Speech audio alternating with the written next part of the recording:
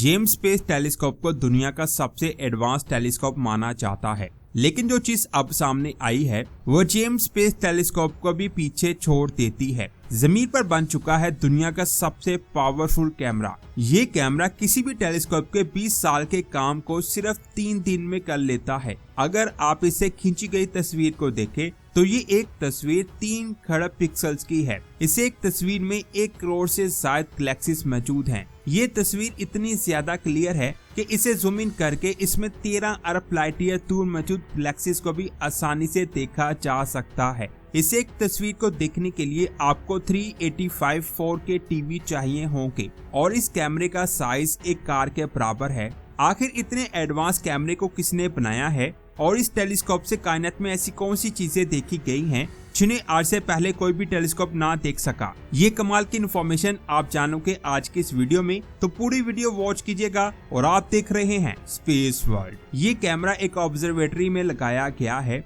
जिसको चिली के पहाड़ी इलाके सैरो पेचोन के ऊपर बनाया गया है। इसमें लगा कैमरा दुनिया का सबसे बड़ा कैमरा है। इस कैमरे का साइज एक छोटी कार के बराबर है और इसका वजन 2800 किलोग्राम है।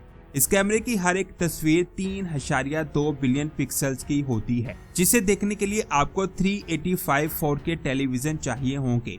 आप ये जानकर हैरान हो जाएंगे कि ये टेलीस्कोप सिर्फ एक रात में 20 टेराबाइट डेटा का इस्तेमाल कर लेता है। इसके डाटा को यूएसए के मेन डाटा सेंटर में ट्रांसफर करने के लिए 100 GB का इंटरनेट लगाया गया है ताकि डाटा बहुत तेजी के साथ ट्रांसफर हो सके। इस ऑब्जर्वेटरी की पहली तस्वीरों को जून 2025 में पब्लिश किया गया था और इन तस्वीरों का शुमार अब तक की खींची गई कायनात की सबसे खूबसूरत तस्वीरों में किया जाता है। ये टेलीस्कोप टेस्टिंग फेज में था जिसे दिसंबर 2025 में मुकम्मल कर लिया गया है। इस टेलीस्कोप का नाम वेरा सी रूबिन ऑब्जर्वेटरी है। इसका ये नाम एक फीमेल साइंटिस्ट के नाम पर रखा गया है। रूबी ने 1960 में डार्क मैटर का पहला स्ट्रॉन्ग एविडेंस फाइंड किया था, जिसकी वजह से इस ऑब्जर्वेटरी का नाम वेरा सी रूबिन रखा गया। जेम्स स्पेस टेलीस्कोप और हबल स्पेस टेलीस्कोप से जो तस्वीरें खींची जाती हैं वो बहुत ज्यादा क्लियर होती हैं, क्योंकि वो दोनों टेलीस्कोप जमीन के एटमॉस्फेयर से बाहर खला में मौजूद हैं।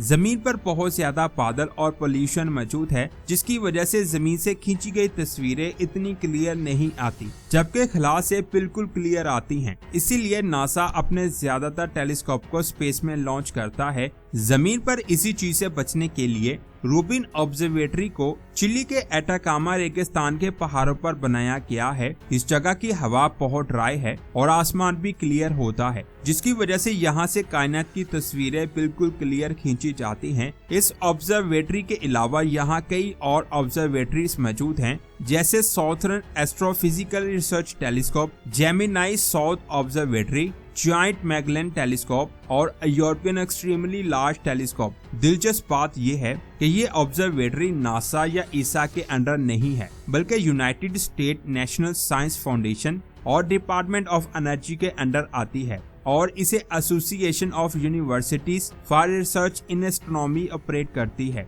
रूबिन ऑब्जर्वेटरी के अंदर सिमोनी सर्वे टेलीस्कोप लगा हुआ है, जो दुनिया का 7वां सबसे बड़ा टेलीस्कोप है। इसके प्राइमरी मिरर का साइज 8.4 मीटर है और सेकेंडरी मिरर का साइज 3.5 मीटर है। लेकिन सिर्फ साइज ही सब कुछ नहीं होता। इन दोनों मिरर के अलावा इसमें एक और मिरर लगा हुआ है जो इसका सबसे अहम मिरर है। इसका साइज 5 मीटर है। अक्सर टेलीस्कोप में 2 मिरर्स लगे होते हैं ताकि लाइट फोकस हो और मिरर की कर्व की वजह से पैदा होने वाली डिस्टॉर्शन ठीक हो जाए। लेकिन सिमोनी सर्वे टेलीस्कोप में 3 मिरर्स लगाए गए हैं, जिसकी वजह से टेलीस्कोप ज्यादा क्लियर और शार्प इमेज खींच पाता है। इन चीजों के अलावा इसमें दुनिया का सबसे बड़ा कैमरा लगा हुआ है, जो तकरीबन 3 मीटर लंबा और 1.6 मीटर चौड़ा है। टेलीस्कोप का कैमरा सिर्फ एक ही तरह की लाइट को कैप्चर नहीं करता, बल्कि अल्ट्रा वायलेट, विजिबल और इंफ्रारेड लाइट भी कैप्चर करता है। हर तरह की लाइट को देखने के लिए इसमें अलग से फिल्टर लगाना पड़ता है, जिसके लिए इसमें एक रोबोटिक आर्म लगाई गई है जो फिल्टर्स को कैमरे के सामने रखती है, जिससे कैमरा हर तरह की लाइट को कैप्चर कर सकता है। इस कैमरे का नाम legacy survey of space and time यानी LSST है। ये प्रोजेक्ट 10 सालों तक चलेगा, यानी 10 सालों तक इसमें लगा कैमरा कायनात की तस्वीरें खींचता रहेगा। LSST कैमरे में 189 इंडिविजुअल सेंसर्स लगे हुए हैं। इसके अलावा इसमें 3 बड़ी फ्यूज्ड सिलिका लेंसेज लगाई गई हैं। ये कैमरा एक ही फ्रेम में हजारों स्टार्स और हजारों गैलेक्सीज को कैप्चर कर सकता है। इस कैमरे का एंगल इतना ज्यादा वाइड है कि ये सिर्फ एक इमेज में 45 मून्स के बराबर का एरिया कैप्चर कर लेता है। अगर इस ऑब्जर्वेटरी को पुरानी ऑब्जर्वेटरी सलाउंड डिजिटल सरकारी सर्वे से कंपेयर किया जाए तो जिस काम को करने में सलाउंड डिजिटल को 20 साल लगेंगे, सेम उसी काम को ये ऑब्जर्वेटरी 3 दिन में कर रहा है। सलाउंड डिजिटल ऑब्जर्वेटरी ने 20 सालों में आसमान के 35% हिस्से का मैप बनाया है, जबकि LSST साउथर्न हेमिस्फीयर का 50% यानी आधा आसमान सिर्फ 3 दिन में देख सकता है। ये टेलीस्कोप हर रात 10 सालों तक आसमान की तस्वीरें खींचेगा और फिर 10 सालों की तस्वीरें और वीडियोस को कंबाइन करके उसका एक टाइम लैप्स बनाया जाएगा, जिससे साइंसदान स्टार्स, गैलेक्सीज और कॉस्मिक इवेंट में होने वाली छोटी से छोटी तब्दीली को भी नोटिस कर पाएंगे। ये बात मैं आपको बता दूं कि इस टेलीस्कोप से पहले ही गाया, पेंस टेरेस, डेसी और सलाउंड जैसे टेलीस्कोप आसमान का बहुत सा डेटा कलेक्ट कर चुके हैं। इसीलिए रूबिन ऑब्जर्वेटरी से आसमान को और ज्यादा अच्छे तरीके से स्टडी किया जाएगा। इस टेलीस्कोप से लाखों नए स्टार्स को फाइंड किया जाएगा। ये ऐसा डेटा होगा जो आज से पहले साइंसदान को नहीं मिल सका। अच्छी बात यह है कि हमें 10 साल वेट नहीं करना पड़ेगा ये देखने के लिए कि ये ऑब्जर्वेटरी क्या क्या कर सकती है। LSST की टीम खींची गई तस्वीरों को रेगुलर बेसिस पर रिलीज करती रहेगी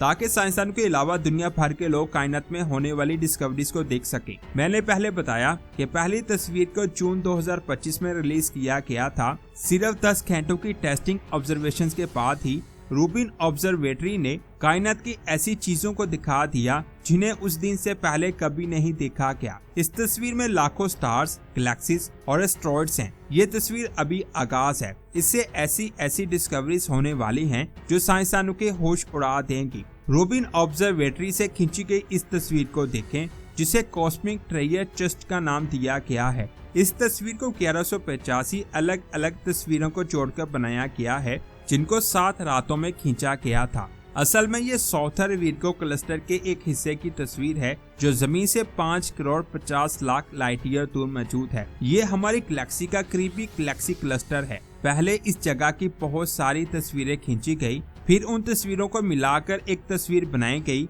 वो भी मुख्तलिफ टाइम और मुख्तलिफ फिल्टर्स के साथ, ताकि बहुत हल्की और छुपी हुई चीजें भी क्लियर दिखाई दे सके जो आमतौर पर नजर नहीं आती। इस तस्वीर को ध्यान से देखें। अपर लेफ्ट साइड पर 2 बड़ी स्पाइरल गैलेक्सीज नजर आती हैं और उनके बिल्कुल ऊपर 3 गैलेक्सीज का ग्रुप है जो आपस में मर्ज हो रहा है। उन गैलेक्सीज के बीच लंबी लंबी धागे जैसी चीजें फैली हुई नजर आ रही हैं। इसके अलावा करीब की और दूर की बहुत सी गैलेक्सीज दिखाई दे रही हैं और साथ ही हमारी अपने मिल्की वे के कुछ स्टार्स सामने नजर आ रहे हैं। इमेज की दूसरी तरफ एक बहुत एक्टिव जगह नजर आ रही है। यहाँ पर स्टार्स की मूवमेंट बहुत ज्यादा है। इसे कॉस्मिक ड्रामा का नाम दिया गया है। यहाँ सामने हमारी अपनी गैलेक्सी के चमकते हुए तारे नजर आ रहे हैं। उनके बिल्कुल सामने हमारे करीब मौजूद गैलेक्सीज दिखाई दे रही हैं और यहाँ पीछे लाल रंग के छोटे छोटे डॉट्स नजर आ रहे हैं। ये भी गैलेक्सीज हैं, लेकिन ये हमारी जमीन से अरबों लाइट ईयर दूर मौजूद हैं। इतनी ज्यादा दूर होने के बावजूद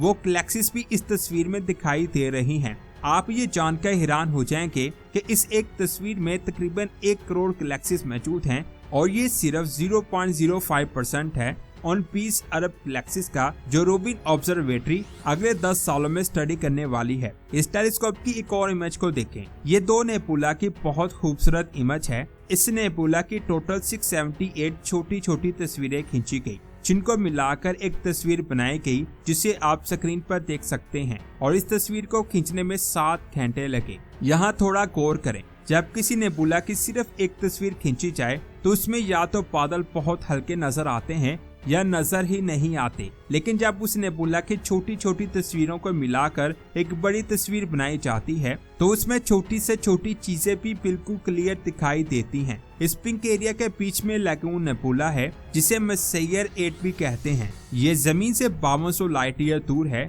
ये गुलाबी किडनी शेप वाला एरिया भी एक नेबुला है जिसे इंसानी आंख से भी देखा जा सकता है। अगर आप टेलीस्कोप से देखें तो ये आपको ग्रे बादल जैसे दिखाई देंगे। इसकी वजह यह है कि इंसानी आंख सिर्फ कुछ वेवलेंथ ही डिटेक्ट कर सकती हैं, जबकि रूबिन ऑब्जर्वेटरी बहुत ज्यादा एरिया और रेंज को कैप्चर करती है। इन एक्स्ट्रा वेवलेंथ को इमेज में मुख्तलिफ रंगों के जरिए ऐड किया जाता है। मिसाल के तौर पर इस तस्वीर में इंफ्रारेड लाइट जो ठंडे ऑब्जेक्ट से आती है उसे रेड कलर दिया गया है, जबकि गर्म अल्ट्रा वायलेट लाइट को ब्लू कलर दिया गया है। ये लगून नेबुला की एक ऑप्टिकल इमेज है जिसे नासा के हबल स्पेस टेलीस्कोप ने 2018 में खींचा था। जैसे कि आप देख सकते हैं हबल की इमेज भी क्लियर है, इसमें भी वेवलेंथ को ऐड किया गया है। लेकिन अगर आप गौर करें कि हबल ने सिर्फ 4 लाइट ईयर का एरिया कवर किया है, लेकिन रूबिन ऑब्जर्वेटरी की इमेज में लगून नेबुला एक छोटा सा हिस्सा है। ये रूबिन की इमेज है और ये लगून नेबुला है।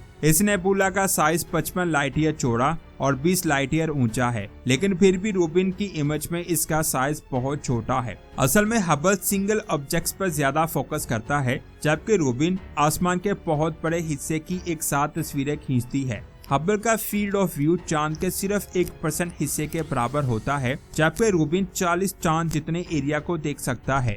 यानी रूबिन ऑब्जर्वेटरी हबल के मुकाबले में 4000 गुना ज्यादा एरिया एक ही इमेज में कैप्चर करता है। इसी वजह से ये इतना खास है।